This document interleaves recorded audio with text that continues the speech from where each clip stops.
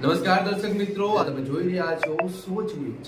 હવે જોઈએ આજના મહત્વના સમાચાર।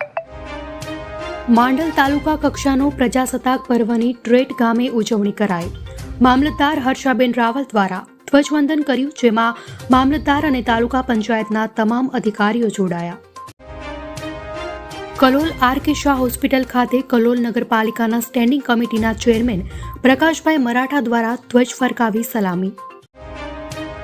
માંડલ તાલુકા વિકાસ અધિકારી વિકાસરામ બચ્ચને તાલુકા પંચાયત ખાતે ધ્વજ ફરકાવી પ્રજાસત્તાક પર્વની ઉજવણી કરી। કલોલ તાલુકા પંચાયત ખાતે પ્રમુખ બબીતાબેન શકરાજી ઠાકોરે તિરંગો લહેરાવી પ્રજાસત્તાક દિનની ઉજવણી કરી। તાલુકા પંચાયત સ્ટાફ અને શાળાના બાળકો સાથે મળી મનાવ્યો। રાજ્યમાં ઠંડીના પ્રમાણમાં વધારો, 7 શહેરમાં 12 ડિગ્રીથી નીચું તાપમાન નોંધાયું। નલિયા 8.2 ડિગ્રી સાથે રાજ્યમાં સૌથી ઠંડુ શહેર। 5 હસ્તીઓને પદ્મ વિભૂષણ અપાશે, 17ને પદ્મભૂષણ અને 110ને પદ્મશ્રી આપવાની જાહેરાત કરાઈ। અભિનેતા મિથુન ચક્રવર્તીને પદ્મભૂષણ અપાશે। રાજકોટ એમ્સ દ્વારા ઇમરજન્સી દવાની ડિલિવરીનું સફળ ટ્રાયલ। સરપદરથી ખોડા પીપર આરોગ્ય કેન્દ્રમાં દવાઓ મોકલાઈ। કનેક્ટિવિટી ન હોય તેવા વિસ્તારમાં ડ્રોન દ્વારા દવાની ડિલિવરી થઈ શકશે। સંતોષ કુમાર સુમને બિહારની રાજનીતિને લઈ આપ્યા સંકેત।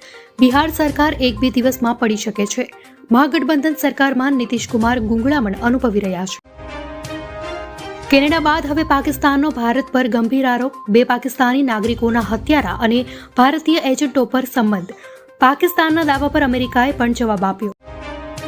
ભારત અને ઇંગ્લેન્ડની વિકલાંગ ટીમ વચ્ચે અમદાવાદમાં T20 સિરીઝ 28 ફેબ્રુઆરીથી 6 ફેબ્રુઆરી વચ્ચે રમાશે। 5 T20 નરેન્દ્ર મોદી સ્ટેડિયમમાં રમાશે ફાઇનલ। આ હતા આજના સમાચાર। આવતીકાલે ફરીથી મળીશું આવા જ સમાચારો સાથે। ત્યાં સુધી મને રજા આપો। નમસ્કાર।